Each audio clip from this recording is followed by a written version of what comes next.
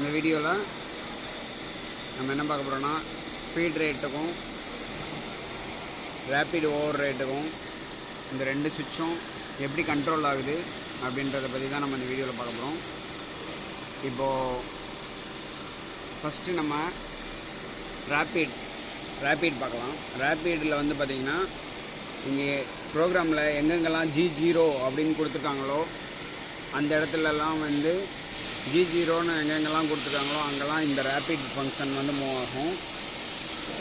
எந்தெந்த இடத்துலலாம் G01 அப்படி கொடுத்துருக்காங்களோ G1ன்னு கொடுத்துருக்காங்களோ அங்கெல்லாம் இந்த ஃபீட் ரேட் வந்து யூஸ் ஆகும்.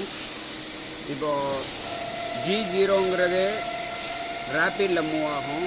ரேப்பிடில்னா எப்படின்னா G0வில் வைக்கும்போது இப்போது டரட் இருக்குன்னா இந்த டரட் வந்து இந்த ஜாபுக்கும் இங்கே இருக்கிற ஜாபுக்கும்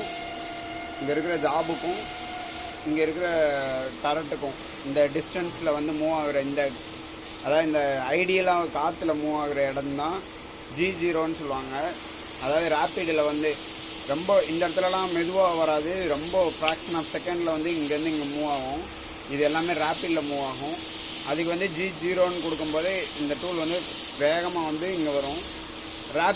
ஃபீடுன்னு கொடுக்கும்போது G01ன்னு கொடுக்கும்போது இது இப்போ கட்டிங் ஸ்ட்ரோக்கில் ஸ்லோவாக மூவ் ஆகும். அது எப்படின்னு நான் இப்போ இதில் காட்டுறேன் பாருங்கள். G0ன்னு இருக்கிற இடத்துல வந்து பார்த்திங்கன்னா வேகமாக மூவ் ஆகிற மாதிரி இருக்கும். G01ன்னு இருக்கிற இடத்துல பாருங்கள், G01 அதாவது G1 அப்படின்னு இருக்கிற இடத்துல பார்த்தீங்கன்னா ஃபீட் கொடுத்துருப்பாங்க. Fன்னு போட்டு ஒரு ஃபீட் கொடுத்துருக்காங்களா, Fன்னு கொடுத்து 0.35ன்னு கொடுத்துருக்காங்க. அப்படின்னா இந்த ஃபீல்டில் தான் இது வந்து மூவ் ஆகும்.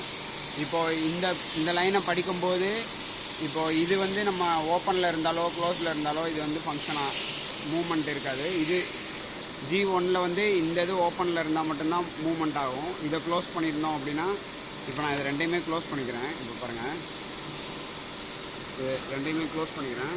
இப்போ இது வந்து எப்படி மூவ் ஆகுதுன்னு இப்போ பார்க்கலாம். இப்போ நான் இதை சைக்கிள் ஸ்டார்ட் பண்ணுறேன்.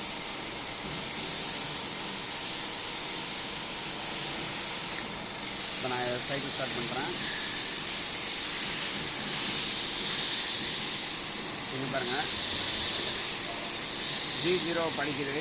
இப்போ G0 வந்து படிக்கும்போது இப்போது டிஸ்டன்ஸ் வந்து 155 mm காமிக்குது. இது வந்து எக்ஸில் 155, இஜெட்டில் 328 mm இறங்க போகுது. இப்போ வந்து இங்கே பாருங்கள், G0 படிக்கிறதுனால நான் இதை ஓப்பன் பண்ணால் அது மூவ் ஆகாது. இப்போ இங்கே பாருங்கள், இதை நான் ஓப்பன் பண்ணுறேன். ஓப்பன் பண்ணால் இது மூவ் ஆகாது பாருங்கள்.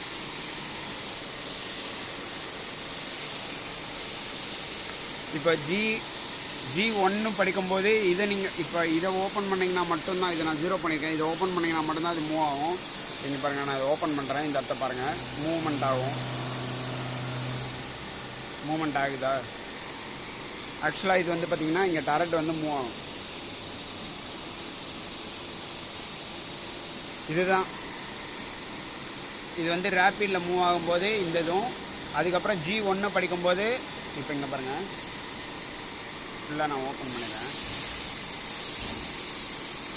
இப்போது இது ஃபுல்லாக ஓப்பன் ஆகிடுச்சு. இப்போ இங்கே பாருங்கள், G1 படிக்கும்போது நம்ம நான் இதை ஓப்பன் பண்ணிட்டேன். இங்கே பாருங்கள், இதை நான் ஃபுல்லாகவே ஓப்பன் பண்ணிட்டேன். ஆனால் இங்கே மூவ்மெண்ட் ஆகலை. ஏன்னா இது வந்து G1 படிக்கும்போது, இந்த G1 படிக்கும்போது நம்ம இதை ஓப்பன் பண்ணால் மட்டும்தான் இது மூவ் ஆகும்.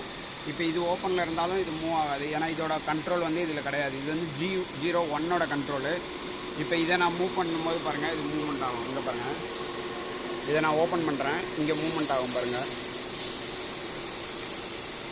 இது வந்து இப்போ கட்டிங் ஸ்ட்ரோக்கு.